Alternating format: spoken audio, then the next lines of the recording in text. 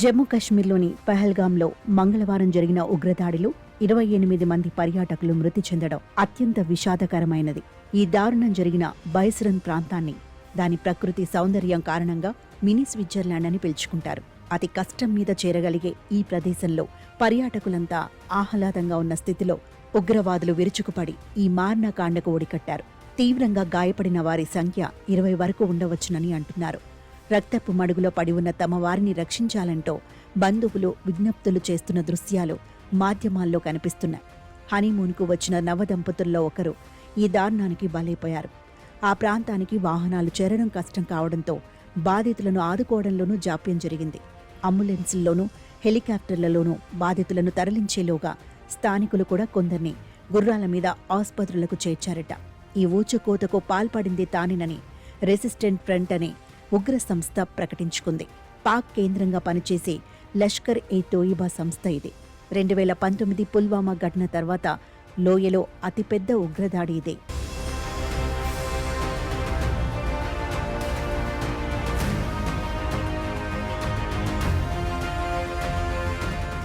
రాష్ట్రపతి, ఉపరాష్ట్రపతి తదితర పెద్దలంతా ఈ దారుణాన్ని ఖండించారు. ప్రస్తుతం భారత పర్యటనలో ఉన్న అమెరికా ఉపాధ్యక్షుడు జేడీ వాన్స్ కూడా ఈ ఘోరం మీద విచారం ప్రకటించారు. జూలై 3 నుంచి దాదాపు 40 రోజుల పాటు సాగే అమర్నాథ్ యాత్రలో ఈ మార్గం కూడా ఉన్నందున గతంలో అమర్నాథ్ యాత్రికులపై ఇదే తరహాలో ఉగ్రవాదులు దాడి చేసిన ఘటన అందరికీ గుర్తుకు వస్తోంది. స్థానికులను సైతం ఈ ఘటన దిగ్భ్రాంతికి గురిచేసింది. వివిధ ప్రాంతాల్లో స్థానికులు కొవ్వొత్తుల ప్రదర్శనలు జరిపారు. వేర్వేరు రాష్ట్రాలకు, విభిన్న రంగాలకు చెందిన వారు ఈ ఘోరంలో ప్రాణాలు పోగొట్టుకున్నందువల్ల ఈ విషాదం దేశమంతా విస్తరించింది. పాకిస్తాన్కు చెందిన లష్కర్-e-తోయిబా కోసం పనిచేస్తున్న ఈ ఉగ్ర సంస్థ పర్యాటకాన్ని, తద్వారా వస్తున్న ఆదాయాన్ని దెబ్బతీయడమే లక్ష్యంగా ఈ దాడికి తెగబడింది. గత 30 ఏళ్లలో ఎరుగని విధంగా ఈ ఏడాది తొలి త్రైమాసికంలోని 5 లక్షల మంది పర్యాటకులు ఈ కేంద్రపాలిత ప్రాంతానికి వచ్చారు.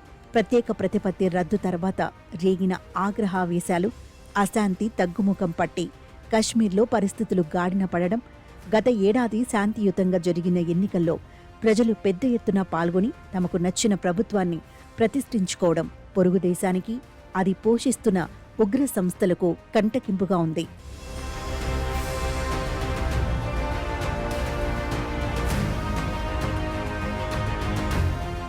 ఉపాధి కోసం వచ్చిన స్థానికేతరుల మీద ఉగ్రవాదులు దాడులు చేసి కొందరిని చంపివేసిన ఘటనలు గతంలో లేకపోలేదు.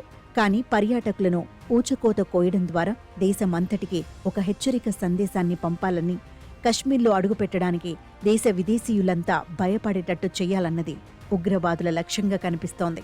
కశ్మీర్లో శాంతికి పాకిస్తాన్ ప్రబల శత్రువని మరోమారు రుజువైంది. పలు సమస్యలు, కల్లోలాలతో తీసుకుంటున్న దేశాన్ని గాడిన పెట్టలేని అక్కడి పాలకులు మళ్లీ గతంలో మాదిరిగా కశ్మీర్ మీద విషం కక్కడం ఆరంభించారు.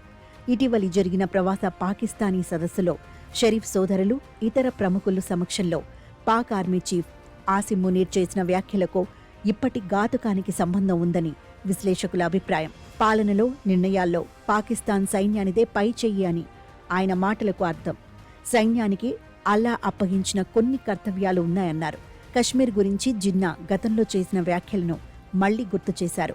కశ్మీరీ మీద ఎన్నటికీ ఆశ చావదు, అది మా జీవనాడి, ఏ శక్తి దానిని మా నుంచి వేరు చేయలేదు అన్నాడాయన.